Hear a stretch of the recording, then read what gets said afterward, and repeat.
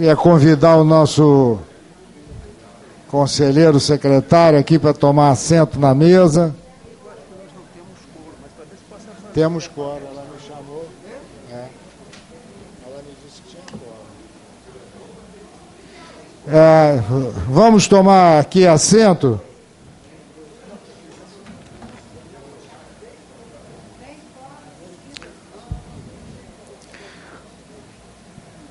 Eu queria, em primeiro lugar, solicitar aos senhores autorização para a inversão de pauta. Nós hoje temos uma palestra sobre o gerenciamento dos investimentos de infraestrutura pelo nosso companheiro Julian Magalhães Chassel, que é diretor executivo da nossa Fundação Getúlio Vargas. E antes disso, de colocar em votação, eu queria também comunicar que na reunião extraordinária convocada na semana passada, nós não tivemos quórum e discutimos com todos os presentes o documento a ser oficiado à presidência da República. Trabalho de meses de uma comissão técnica coordenada pelo conselheiro Sebastião Lacerda. Sebastião Soares, desculpe. Acertei agora o nome, mas graças a Deus todo mundo sabe que o Francis está com essa problemática. Então, Sebastião Soares foi aprovado, nós éramos 23, faltavam dois, foi aprovada a ad referendo do Conselho. Então, eu queria a aprovação dos senhores, eu hesitei em mandar, ficou tudo pronto, para ratificar a aprovação e também fazer a inversão de pauta, começando com a palestra do nosso prezado Chassel. Os que estão de acordo, por gentileza? Obrigado. Com as duas questões. Uma de cada vez.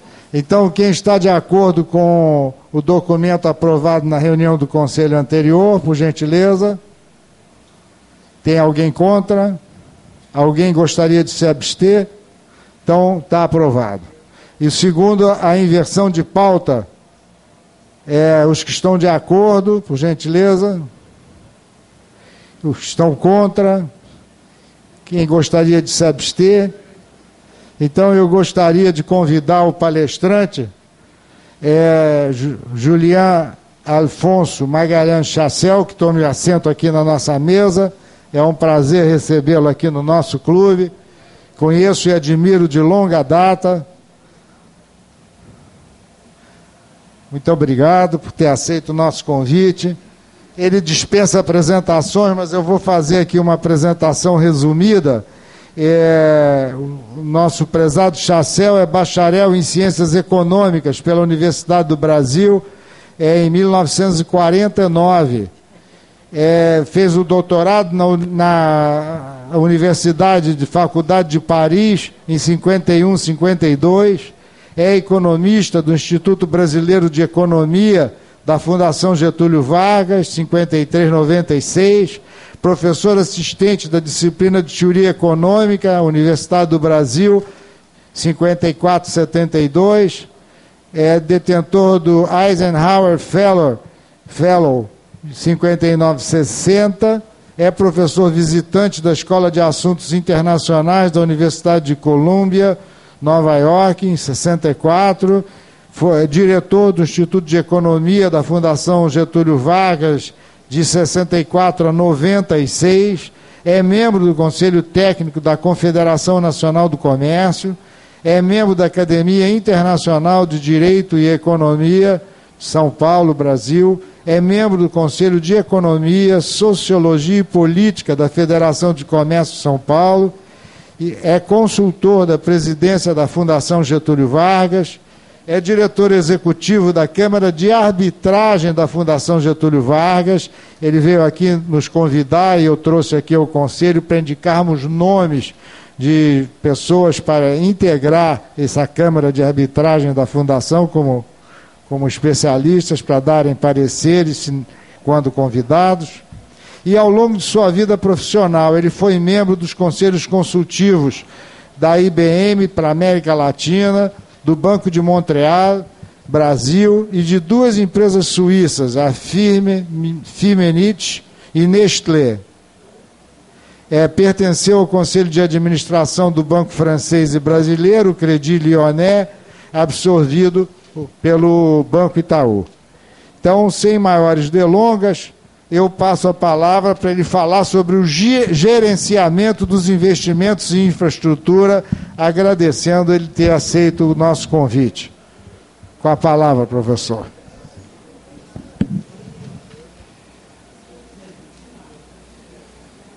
Em primeiro lugar, eu desejo agradecer profundamente ao presidente do Clube de Engenharia, Dr. Francis Bogossian, a oportunidade que me concedeu de dirigir-lhes a palavra para conversar com os senhores a respeito de um projeto que eu estou tentando desenvolver na Câmara FGV de Conciliação e Arbitragem. A ideia vem, sobretudo, da forma como os meios de comunicação fazem chegar ao público em geral a forma como estão sendo conduzidos os grandes projetos de infraestrutura no Brasil. Eu diria mesmo as vicissitudes por que passam esses projetos. Eu diria mesmo que, desculpe talvez a minha ironia, que a minha idade permite ter a ousadia de fazê-la, que os programas de aceleração de crescimento estão com a denominação completamente equivocada. Vou começar por me referir às formas de resolução de conflitos que estão cada vez mais de uso frequente a partir da constatação de que o judiciário é lento. É lento não só no Brasil, mas é lento praticamente em todas as partes do mundo, talvez com exceção dos países anglo-saxões, onde prevalece a common law, em contraste com o direito baseado em códigos. Essas formas alternativas de resolução de conflitos são a mediação, a conciliação e a arbitragem. Mas há uma forma muito específica de conciliação de conflitos que diz respeito a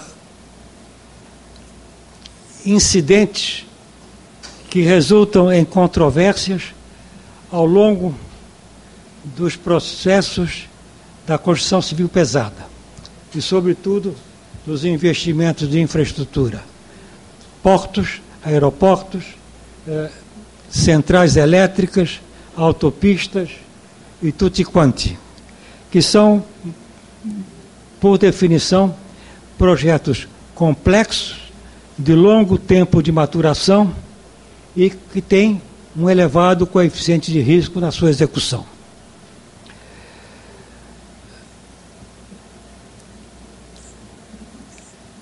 Eu vou começar lembrando que, historicamente,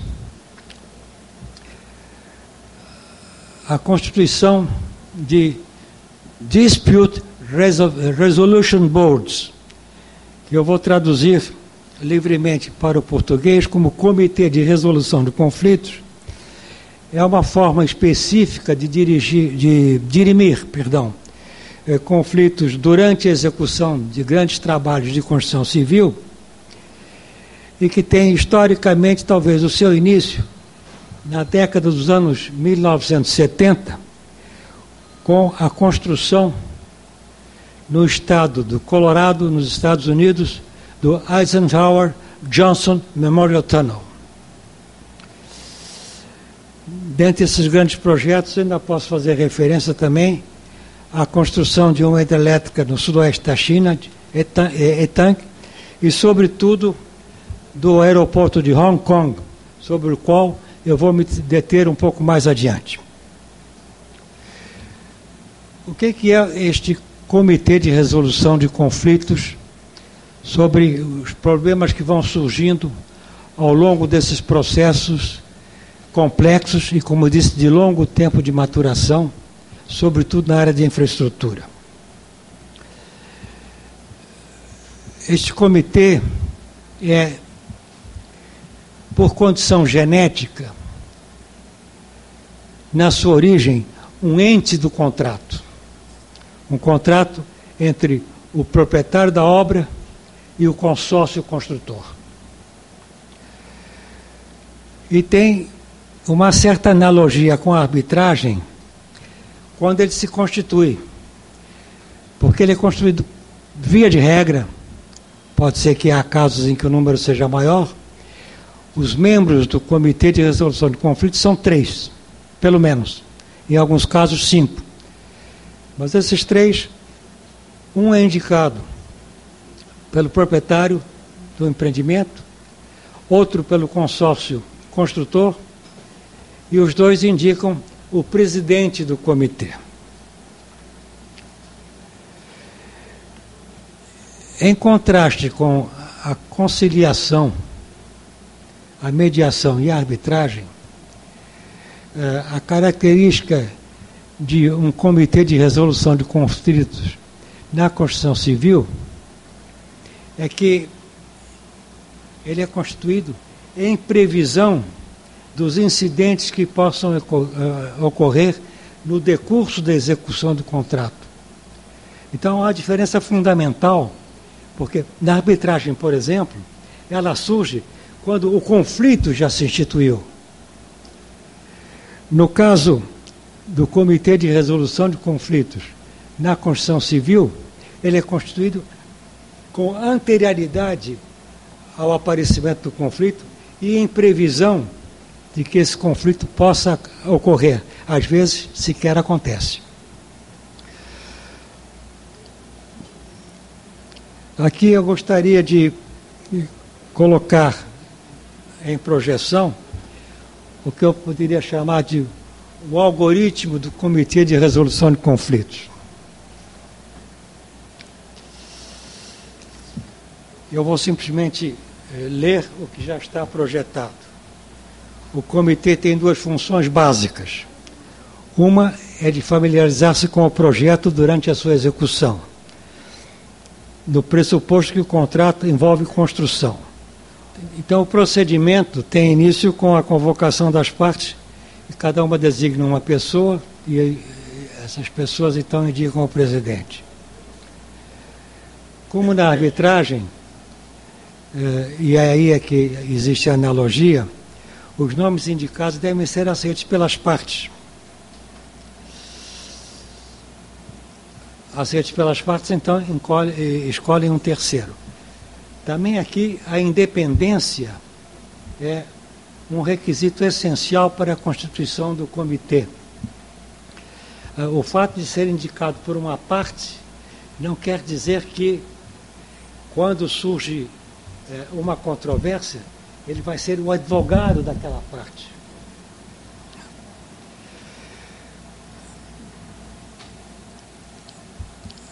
Então, a forma como os membros do comitê devem agir está especificada na documentação contratual ou qualquer regra procedimental tomada como referência.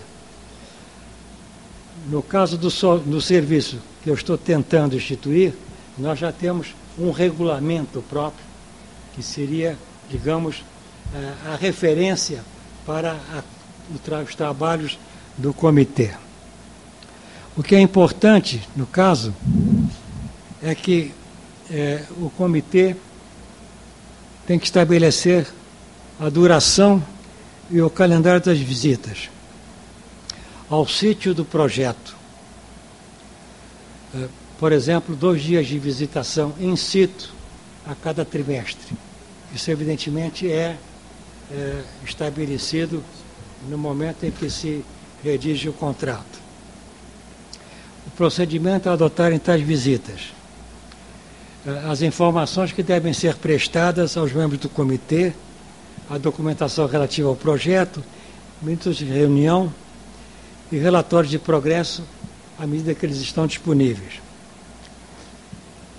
A forma de como tratar as controvérsias, isto é, quando elas devem ser apresentadas e consideradas, em que circunstâncias as decisões do comitê devem ser simples recomendações ou de caráter vinculativo, de caráter compulsório. Aqui no caso do caráter compulsório, uma das partes pode não aceitar a vinculação e nesse caso aí sim abre-se caminho para a arbitragem. E finalmente,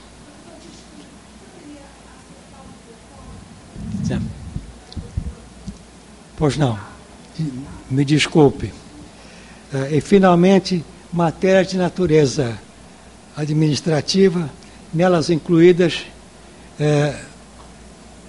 algo que não é de pouca importância, os honorários dos membros do comitê.